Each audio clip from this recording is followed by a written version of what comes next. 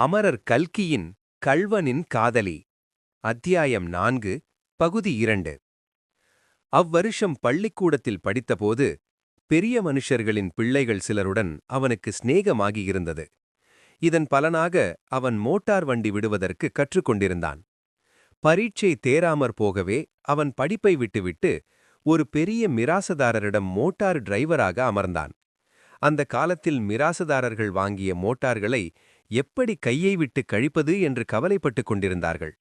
எனவே அவன் டிரைவராக போய் 6 மாசத்துக்கு மேல் யாரும் வண்டி வைத்துக் கொண்டிருக்கவில்லை.